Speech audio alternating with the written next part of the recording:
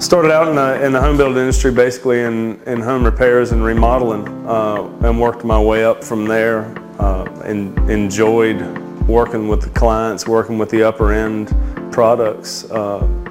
Decided to get into home building just as the next step.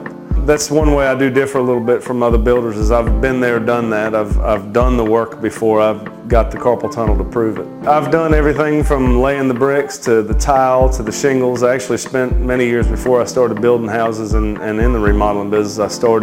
I was in roofing, and that was just a way to support myself through school. And that was kind of my first step in. Got to like the industry. So I've done everything from the foundation to the roof and everywhere in between. The painting, the hardwood, building the cabinets, doing it all. The type of home that I prefer to build is in the larger, the 2,000 to 3,000 square foot home. Up a little bit of the fluff. I like the fluff in the house, the granite tops, the cherry cabinets, the heavy moldings. That's kind of my love, because I used to be a carpenter. I love doing the trim work. If I had my druthers, I'd still be standing there with the hammer in my hand, putting the trim up in the houses myself, because that is what I love to do. I like the heavy moldings, the fancy stuff. I don't like the cookie cutter, drab, all about making a dollar house. What puts me towards the detail stuff is the experiences I had in the remodeling end of it. I worked with a lot of the high-end clientele, so I got exposed to the really expensive stuff. I found out what people want and what people want to change when they own a house. After somebody's been in a house for 15, 20 years, they're not happy with it, and what do they want to do? What is their dream house? And I got a lot of experience in building that dream house in the remodeling business. So I've been able to take that and put it into my homes, knowing what people want as an end product, so I haven't got to settle for something else to start with. Go ahead and get your dreams right from the start. I've got things that I do in my homes behind the side and behind the sheetrock that I know I'm doing right because I've seen them done wrong in the remodeling business. I've seen them done wrong by other builders, so I know what not to do. And so I'm putting things into my homes that no one will ever see that make me sleep better at night. I tend to do things in my houses, whether it be raise the house an extra block or two, put foundation drainage in when it's needed on a wet lot. Don't just put it there because it's easy. Put the extra money into it to make sure that customer's not going to have a problem 10 years down the road or 20 years down the road. I'm not building for the end of my warranty. It's not the end of a 12-month warranty is not my goal. My goal is to be able to go back to that client in 15 years and be able to shake their hand and not have a problem looking them in the eye and knowing I've gave them the best product I possibly could. We take care of any problems as promptly as possible. My goal in business is to be able to put a product out there that I'm proud of and be able to stand behind for a lifetime. All my houses are special to me in one way or another. The custom homes I enjoy the most because those are the ones that people pour their emotion into, and we make it exactly what they want it, and at the end of the project they're just elated, they're just happy.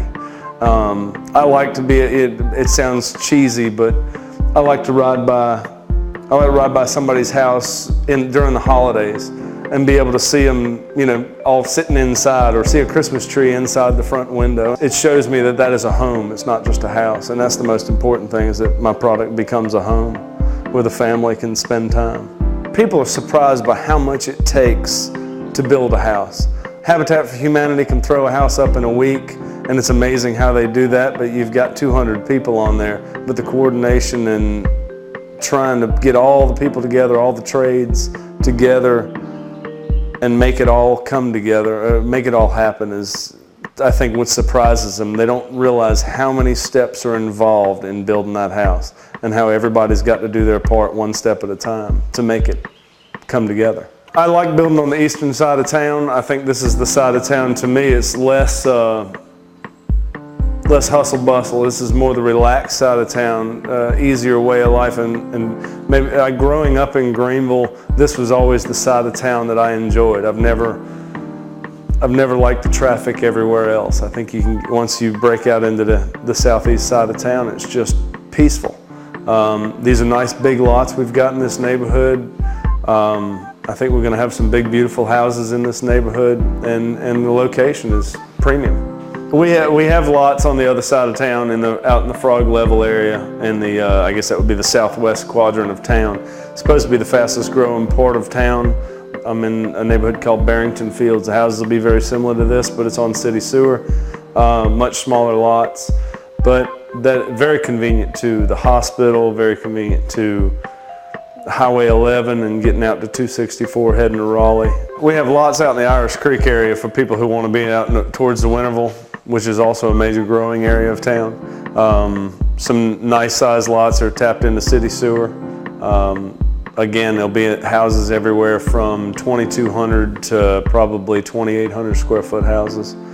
Another nice neighborhood. I don't like to build in anything under 2,000 square feet because of the fact that you're butting heads against the tract builders and the builders that are just out there putting up multiple houses that aren't really about the quality. In the houses under 2,000 square feet, you're not able to put the architectural detail in. You're not able to put the upper end cabinets in, the granite countertops, the high-end fixtures that we like to put in. I like to put a little extra money into my landscaping and my faucets and just all the things that people see that they would like to upgrade. I like putting that in from the start. Every customer varies in the amount of time they spend on the job sites. I've had some out-of-town clients, saw them 3 times during the entire building process, the 3rd time being when we closed on the house. Other times we have them that are there every day, sometimes twice a day. Every client varies, and that's just fine because it's their home and it's going to be exactly how they want it to be. Most of the plans that we build, we do make several changes to them. We'll open up the breakfast areas because people don't typically eat in a formal dining room, and most places don't have an informal dining area other than the breakfast nook. I like to open that up because that is a place that the family gathers. I also like eat-in kitchens so that the whole family can be in there in the afternoons, whether it be at the bar or countertop doing homework or however, so that everybody can talk at the end of the day. Everybody's so busy these days, they don't get a whole lot of time to spend family time without the TV being on in front of them. I like to think that I'm able to pick a floor plan that is user-friendly. I lean on the experience from custom homes that I've built, because those people have spent hours and hours and hours flipping through house plans until they find the perfect one. And oftentimes when somebody has me build a custom, I'll analyze that plan and sometimes make little changes on it, whether it be bumping out the breakfast area or adding a sunroom or adding a screen porch, or however. The things that I did for years in the remodeling business to change a house, I try and go ahead and put them in. I guess the biggest reward in the building business is knowing the product I'm putting out there it's homes. It's where people live. It's where families play together and pray together and have Christmas together, and it's just building homes. That's the most rewarding thing to me. It's not about, of course the living is important. Making a living is important because it's what I do for my family.